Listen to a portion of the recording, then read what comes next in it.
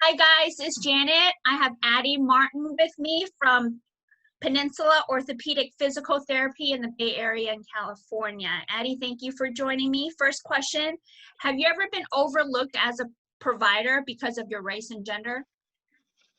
I don't think I've ever been overlooked because of my race. I think the biggest factor, especially in athletic training, is more related of the gender thing. Even though when I first got started back in the late 80s and early 90s, it was predominantly women that were going into the field and going through all the schooling. It still was a man's field. And you see a lot of them, especially at the professional level, which is what everybody aspired to. So, but then, it wasn't, I knew that it wasn't going to be an issue whether did I want to go up to, the big leagues, MLB or NFL. Yeah, that was everybody's dream. And after I got out of college and became certified like everyone else, yeah, I tried to apply for that. And some of those summer internships that the NFL would send out to all the students. And sometimes I'd get a letter back saying thanks, but no thanks, or we've gone another direction, or just no response at all. And I always assumed it was because I was a woman, and it was the whole idea that you can't have a woman in the locker room. But nowadays, fast forward 30 years later, it was great watching this last Super Bowl, and how many women did you see on both sidelines? It not only was there the linebacker coach for the San Francisco 49ers, was they had a female assistant, but they had quite a few women on their sidelines, part of their medical staff. And you also saw it on that other sideline with Kansas City, also had some women. So I was really excited watching all these women, this younger generation, your generation, bringing it up and saying, hey, we're just as good as the guys, and it doesn't matter what gender you are. How did people around you react when you chose to go into athletic training? Were there any negative reactions with your family and friends? I was very fortunate, the group around me, especially my family and my friends, are always going to be supportive of whatever it is that I chose to do. The main thing was no one at that time, late 80s, early 90s, no one knew what athletic training or sports medicine was. So it was kind of like, well, what's that?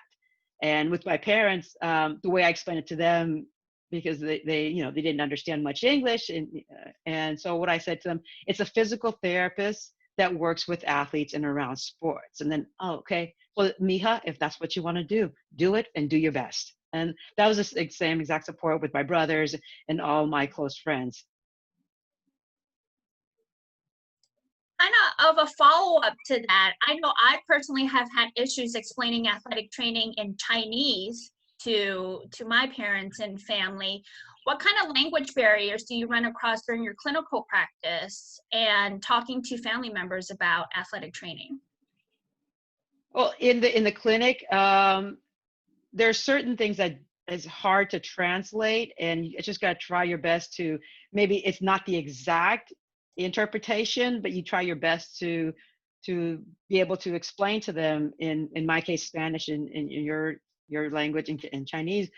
But you do your best to try to explain, what a Lockman's test is, or we think you might have an impingement in your shoulder, and you do your best you can. Sometimes you do have to dummy it down for them at the basics, but that's the best way you're going to be able to explain it, because it's not going to be perfect, but you do your best that you can. Do you have a specific moment when you ever felt underestimated by coaches, like underestimate your authority and your reasoning for doing things? I do, actually. It goes back to one of my early employments. I was working at a local high school, and I was only there. I'd go there once a week to do follow-ups, and I'd be there on game day and then do a triage post-game the next morning prior to their film session. And first game, it's an away game, and I knew the head coach from previous experience, and just so happens that my brothers had played football and wrestled for this coach. So I had a great relationship with the head coach. And he had asked me to ride with the team on the team bus to go to the away game. Had an athlete get injured, and I did what I could do with the athlete, and it was in my best judgment that the kid should not be allowed to return. He just wasn't 100%. Then he could either get more seriously injured. I don't remember the exact injury, but it being the first game, and it's a preseason game. We had a long season, and he was one of our stars. I didn't think it was wise to put him back into the game, get worse injured. and then miss him for an extended period of time. Head coach agreed with it. Position coach agreed with it. One of the fellow coaches did not agree with my decision.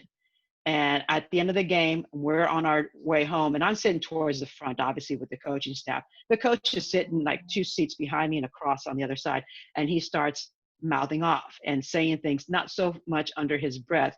And his exact words is, "That's why we need to have men in this position and not no women, because they baby these kids too much."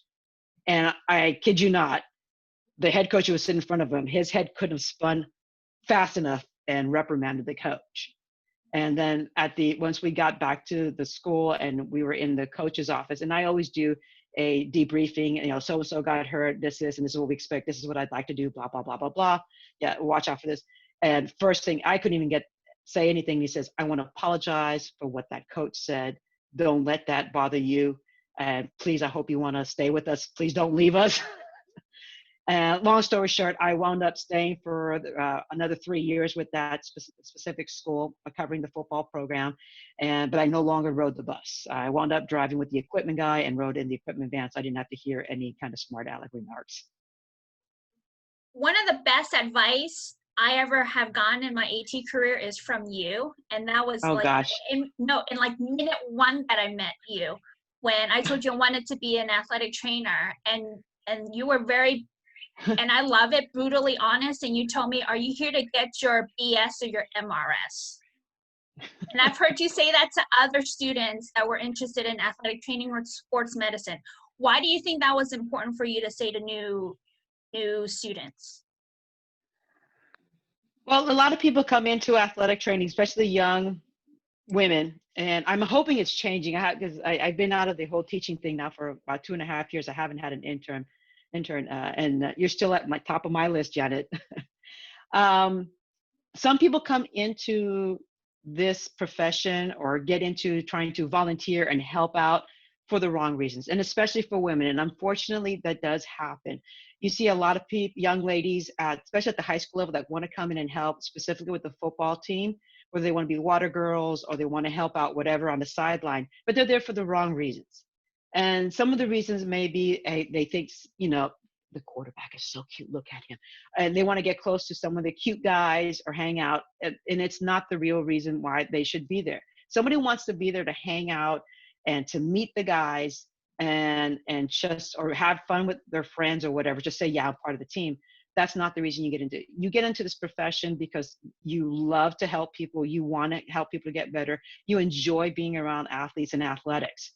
And that passion comes out, and I can see it with you, and I know that I do it for myself. Sometimes we go a little overboard. We want to take care of our athletes to the best that we can, but there's other people that are in it for the wrong reasons, and I've seen it firsthand. And where a young lady would come in and she was wearing a very low cut shirt or a very tight shirt. You're bringing just up to you. They're going to have some attention that you may not want, whether you do it purposely or accidentally. And so you have to take care of these young ladies and make sure they're in it for the right reasons. And that they're not here for the right reason, I have no problems with letting them know, "Hey, you know what? I don't think this is working out. Maybe you should try something else." But you got to because you're not only representing yourself as a woman, but you're the next generation, the people behind you. I started it. You're feeling you're doing it now, and the people behind you, the women that you're teaching and you're going for, hopefully you bring that out to them too. Because unfortunately, women are going to be looked at differently, whether it's in the locker room, in the press room, in the training room. They're going to always look at the men, or they can do whatever they want. And I had an experience when I was still working at a junior college where it was myself and I had a student intern who was male, was a man. And we're both standing in the training room, and a new student athlete comes in and they go straight to the guy, because I guess I'm not the one in charge. He has to be the one in charge. But I was, got to carry yourself in a professional manner. You want respect, you got to show that you deserve that respect, and respect others as well. But thanks for remembering that quote. Oh, I say it to all like new people coming in. I'm like, this was told to me when I started, so I'm going to pass it on to you, and you can take what you take from it, and we'll move forward. But current events right now, a lot of things are going on in the world. What's your opinion with everything? It's a shame that it's gotten, racism has been around, And maybe I had a blind eye to it growing up in Northern California, and I never saw it really firsthand. I've you know, never been called a disrespected name. You know, long time ago, I remember. Uh, you know, I grew up in a small town in the peninsula, and even further down from us, from where I lived, was another city and school that was very rural, and not too many people of color there.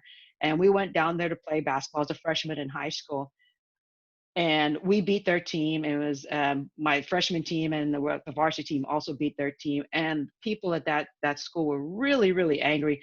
We got eggs and rocks thrown at our bus, and we were called a bad name. We were called the N word, and I had never really heard it in that derogatory term. And it's like, wow, there's a lot of hate comes with that word.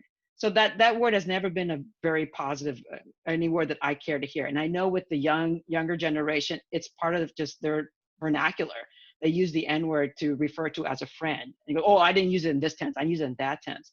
And one of the main things that I had established in my training, whether was I was working at the high school level or at the JC levels, I will not tolerate any bad language, and especially the use of the N word or any kind of derogatory term. That is immediate expulsion out of the athletic training room, because I don't think you don't want to make anybody else uncomfortable, whether you meant it in a friendly manner or a non-friendly manner. I don't want that in here. Everybody's the same. And I hope that that's what I was able to present at the college I used to work at, and even now when I'm working in the clinical setting, is that, you know, you treat everybody the same regardless, and because that's how I want to be treating. And you know, I can hide a lot of things. I can hide the gray hair, but I can't hide this. That I can't. As a professional, as a knowledgeable professional woman, that I know what I'm doing. I've done it for many years. Let me show you. Next couple minutes off for you, your closing statement. Okay. Oh, I thank you, Janet, for asking me to be a part of this living room session. I'm very honored, and I've watched a few of your episodes. I just want to tell everybody out there that, hey, you guys are doing great.